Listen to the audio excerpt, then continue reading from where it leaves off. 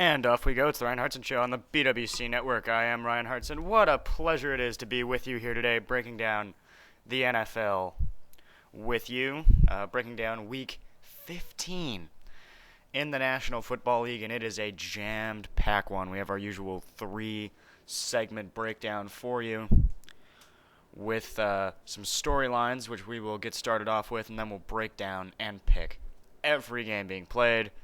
There's one tonight even. Dallas plays Tampa. That should be an easy one for Tony Romo and company. But nothing's easy with the Cowboys. But let's start with the storylines. And I keep making this point because, listen, I'm a big picture guy. I'm a really big picture guy. I'm not into all these little things, these little cute stories that the mainstream media is really, really into. And man, the Tebow thing exploded this week. I can't figure it out. I can't figure out why Tebow is so huge, except for saying that it's Christianity. The bottom line is, and I believe this completely, and I have been yelling about this forever with anyone that would listen, is that if Tim Tebow was an atheist, he wouldn't get a third of the attention that he's getting for winning these games. If you didn't know anything about his religion, if you didn't know how devout and awesome and charitable he was, people would be saying, oh, he's a below-average quarterback that's won some games late. Because that's the truth. That's what Tebow is. Below-average quarterback that late in games, he's just able to find ways to win. And that's cool. Is that championship material? Hell no. Is it playoff material? Hell no. The defense is great.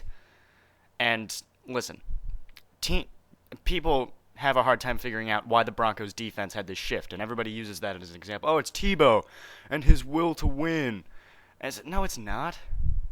Honestly, if you play defense and your offense is on the field for constant 3-and-outs, and your team is on the field, maybe it's either because the Kyle Orton offense that the Denver ran earlier in the season, they were either 3-and-out or 70-yard touchdowns. It was either score quick or punt quick or turn the ball over quick. They didn't sustain very many drives earlier in the year, so the defense was always on the field, so they were just tired. Defense was tired all the time, so they kept getting blown out. The Tebow offense, which is this cute run-pass option thingy that they run, it gets first downs, and they just kind of move the chains nice and slow and just kind of, they just kind of stand around. I mean, the Denver offense, I know there's a lot of specific names and big words that we use to describe the offense. I call it the sit-on-your-hands offense, because that's what they do. The Broncos sit on their hands for 3.5 quarters, sometimes almost all 4 quarters until the last 2 minutes. And then Tebow just runs around and scores, and everybody's confused because no one knows what's going on. But when you possess the ball like the Broncos do, the defense can just go on and off and get some 3-and-outs quick and 3-and-outs and some turnovers. That's what it is. The defense is barely on the field. Barely on the field. And when they're on the field, they're playing brilliantly. They're doing their job. Because the offense, they just kind of run the ball a lot.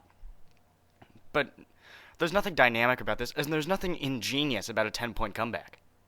Oh, this last Bears game, oh, Tebow is unbelievable miracle, and, mile-high miracle, or whatever people are calling it. He was down 10-0. He was down 10-0. That's it. It's not a miracle. That's the NFL. Oh, what was the miracle?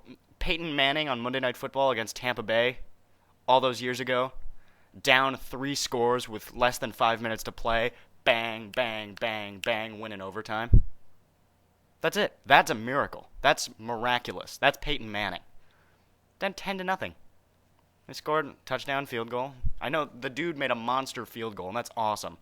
But I mean, this Tebow stuff, it's not that impressive. It's not. I know he's won all these games, and that's fine. But he's played atrocious teams. Atrocious teams. The Bears are a mess without Jay Cutler. A mess. Without Matt Forte. A mess. Total mess. And now they have drug problems. Whatever. And then, they beat Kansas City, they beat Oakland, and that doesn't look very impressive anymore, does it? Oakland doesn't look that good. I mean, Green Bay whacked them. Green Bay whacked them last weekend. So the Raiders probably aren't that good, and we just kind of thought they were. The soft schedule. And then they played Miami, and they played this team and that team, and none of them were any good. The Jets, who are offensively challenged, or were at that point in the season, they look like they're starting to pick it up a little bit now. And as I've talked about all year with the Jets, eventually they're going to figure it out, and then they'll win a couple playoff games and lose in the AFC Championship game like they do every year, because that's the Jets. That's who they are. They're going to be average all year and get hot late, and we've said that forever. Because that's who the Jets are. That's their MO. That's what they do. Because they don't have anything special, but they're able to kind of catch lightning in a bottle, and they keep doing it. And I think they're going to do it again. The Jets could get out of the AFC, legitimately. If Sanchez plays like he did against the Chiefs, legitimately they could get out. But I think the Chiefs are just that bad. I don't know what's going to happen. I think they're going to win playoff games. I think they're going to get in and win playoff games, like they always do. But at that point, when they played Denver, they were offensively challenged. That was an offensively challenged group. And Tebow just kind of did what he had to at the end. So it's not that impressive. I mean, but like I said, it's elevator music. He is elevator music. None of this crap matters. Tebow, the Cowboys, the Patriots, Steelers and Ravens, the 49ers, it's all great. But none of it has to do with NFL history. The Green Bay Packers are the team making NFL history. Week in and week out. Aaron Rodgers is on his way to become one of the greatest quarterbacks of all time. Mike McCarthy is on his way to becoming a Hall of Fame head coach. He's going to have a street named after him in Green Bay. Greg Jennings and Donald Driver are Hall of Fame potential players. Charles Woodson is a lock first ballot Hall of Famer. The team is on their way to winning every game this year. This is one of the great runs in NFL history. They win this week against Kansas City. They clinch home field advantage throughout the playoffs, and they will have not lost in a calendar year. This is one of the greatest and most unbelievable achievements in NFL history. This goes right up there with the Patriots in 03 and 04, the Patriots in 07, the 72 Dolphins, the Steel Curtain in the 70s. The Niners in the 80s, the Cowboys in the 90s, Lombardi's Packers. This group is on their way to being the next dynasty. And we're stuck here talking about Tebow and what's wrong with the Cowboys? Come on. Wake up.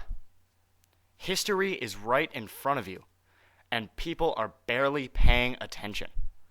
The Packers are the story. The Packers have always been the story, and they're going to be the story throughout the rest of this season.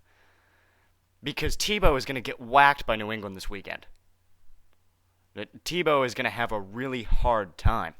I think he can move the ball on the Patriots because everyone moves the ball on the Patriots. Chad Henne threw for 400 yards on this Patriots defense. They're terrible. But Brady is going to put up 30 points. Tebow, yes, he has put up 30 points, but he did it against one of the worst defenses by far in the league in Minnesota. Yeah, they can stop the run, but against the pass, they are atrocious. Completely atrocious. So, Tebow, the Cowboys, Houston, it's all just kind of elevator music.